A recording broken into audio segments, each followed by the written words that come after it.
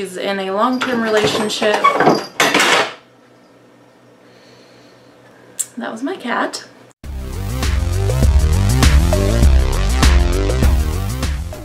Hey, it's Sue in the restricted section. Today I wanted to do a review of the book Nevada by Imogen Binnie. And this book is about a transgender woman living in New York City. And she's 29 years old and she transitioned a few years ago. And she works at a bookstore that she's worked at since before she transitioned. She's in a long-term relationship with a woman, and then that relationship falls apart. And that just kind of like fucks her whole world up, and she ends up going on this road trip. And along the way she meets this boy who's, I think he's only 20, and he's kind of like questioning his own gender identity. I am very torn on how I feel about this book, because from what I read and from what I've seen from other people who say that they're transgender who've read it, it seems like a really honest account of what it's like to be transgender. And so for that, I really, really liked the book. But the writing itself is so weird.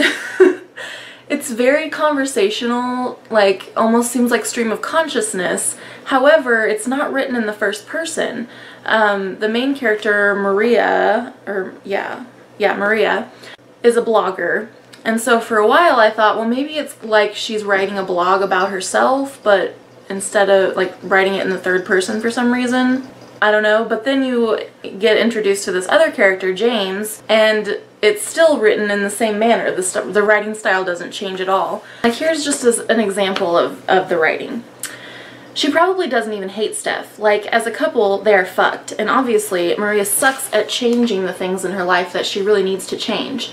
Such as, she totally needs to break up with Steph. But for real though, Steph rules. She and Kieran, you know, that sort of thing just kind of happens sometimes. Especially in a queer relationship, right? And it's not like Maria never fucked Kieran while she was with Steph.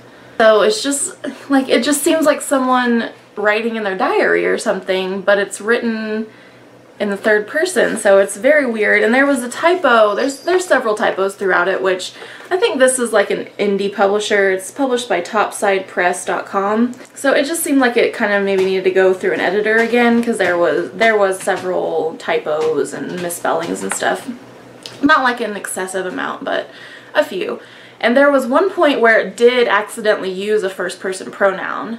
So I thought maybe she had written it in first person to begin with and then went back and changed it maybe for some reason. Maybe because she wanted to put this other character in it. So I don't know, but I did not care for the writing style much at all. And the story itself, I think some people would like it and some people wouldn't. I think it would just be your taste. I kind of liked it. It is just kind of a piece of this woman's life. There is some conflict with, you know, her and her girlfriend splitting up and things like that, but there's no like big conclusion. It's kind of left pretty open-ended, and there's not a whole lot of plot. So if you're not into books like that, you probably wouldn't like this, but I wanted to read to you a couple of examples of some parts I really liked that kind of made me think like, oh wow, I just never even would have thought of that. But one of them was when a guy is hitting on her, an older man is hitting on her. And she says, part of transitioning is trial and erroring your way through the social interactions that most women trial and error their ways through around puberty.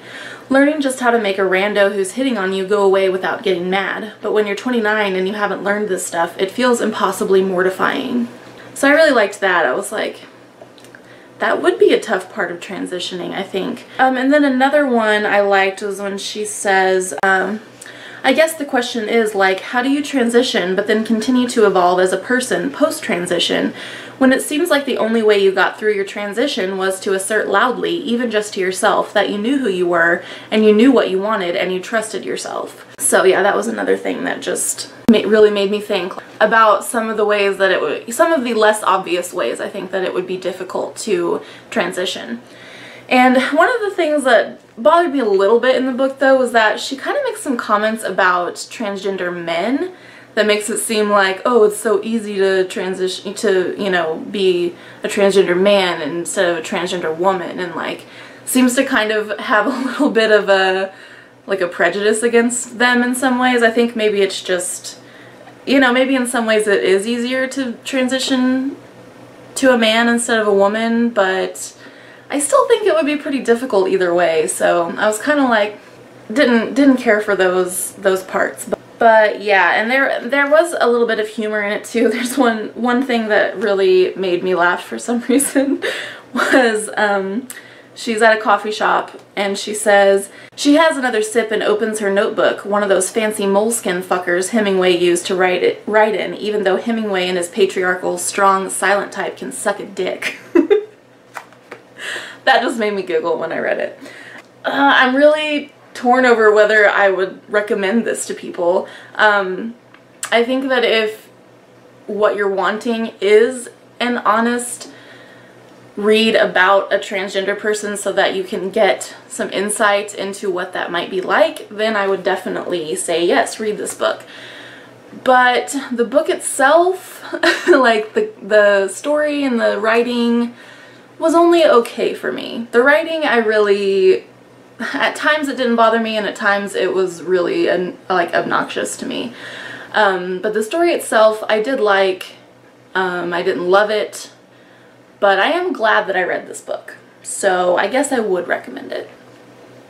Yeah, we'll go with that. So if you have any thoughts about that book, then let me know, or if you have any other recommendations for books about transgender people, then let me know. I think this might be the only one I've ever read that I can think of. I have Middlesex by Jeffrey Eugenides sitting on my shelf, which I'm not 100% clear on if that's about a transgender person or not, but I've heard it's really good, so I want to read that soon. But I'm looking at my shelves in case you were wondering why I'm looking over here. But yeah, that's gonna be it for me. There'll be links below where you can find myself and Megan other places on the internet. If you have not subscribed yet, please do. And thanks everyone for watching. I'll see you guys next time. Bye!